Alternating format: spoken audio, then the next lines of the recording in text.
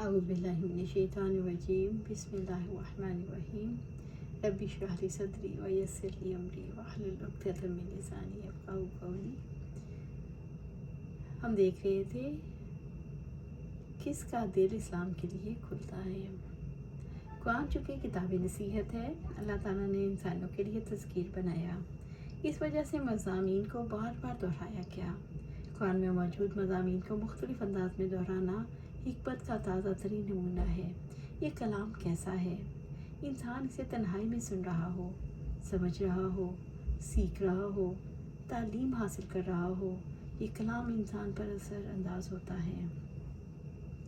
انسان جب گہرے غور و فکر کے ساتھ اس کتاب پر توجہ کرتا ہے تو یہ کتاب بولتی ہے، باتیں کرتی ہے، انسان کے دل پر اثر انداز ہوتی ہے، انسان کے قلب و ذہن کی کیفیت بدل جاتی ہے۔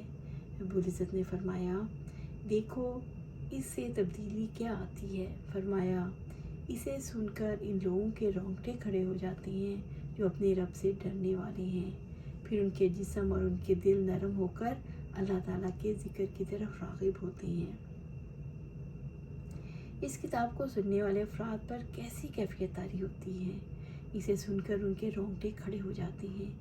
یہ کیسی کیفیت ہے؟ خوف کی کیفیت۔ مثلاً سانپ کو دیکھ کر رونگٹے کھڑے ہو سکتے ہیں۔ اسی طرح سے ایک انسان جب اپنے انجام کو دیکھتا ہے تو اس کے رونگٹے کھڑے ہو جاتے ہیں۔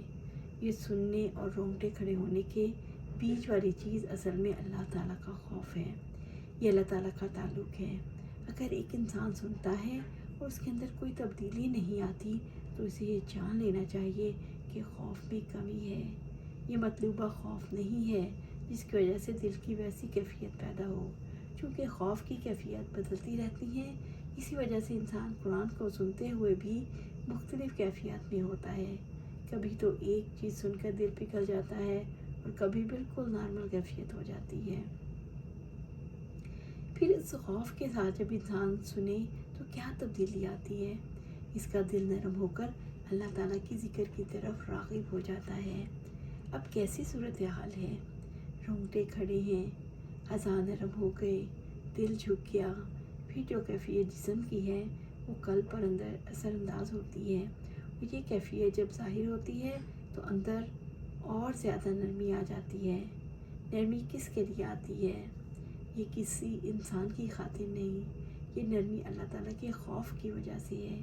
تین چیزیں ہیں: اللہ کا خوف، کلام کا سننا، رونگٹوں کا کھڑا ہونا۔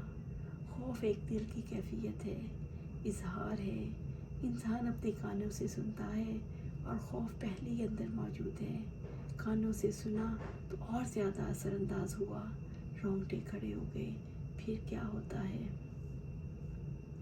ثم تلین جلودہم وقلوبہم الی ذکر اللہ، پھر ان کے جسم اور ان کے دل نرم ہو کر اللہ تعالیٰ کی ذکر کی طرف راغب ہو جاتے ہیں۔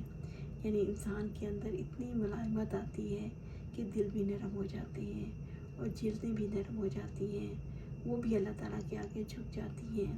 پھر ان کے اندر نہ کسی قسم کی کوئی نفسیاتی رکاوٹ رہ جاتی ہے، نہ دل کے اندر رکاوٹ ہے، یعنی شرح صدر نصیب ہو گئی، دل جھک گیا، بجھ گیا۔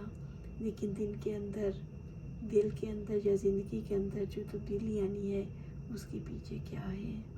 اگرچہ شرح صدر ہے لیکن قرآن کا مسلسل سننا، یہ خاص کیفیت میں رہ کر سننا، اور فقط سننا نہیں، خوف کے ساتھ سننا، اللہ تعالیٰ کے خوف کے ساتھ۔ اللہ تعالیٰ کا خوف انسان کے قلب میں کیسے آتا ہے؟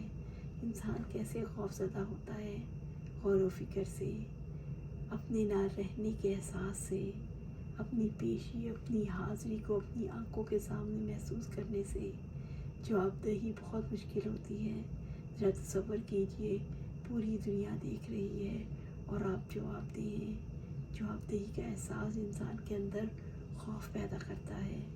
اسی لیے تو اللہ کے رسول صلی اللہ علیہ وسلم نے لذتوں کو توڑنے والی موت کے بارے میں فرمایا، اگر تم وہ باتیں جان لو جن کا مجھے علم ہے تو تم ہنسو تھوڑا اور زیادہ رو۔ یہ وہ چیز ہے جس کی وجہ سے انسان کے اندر خوف پیدا ہوتا ہے۔ میں نے رہنا نہیں ہے، اس کے برعکس بے خوفی کیسے پیدا ہوتی ہے؟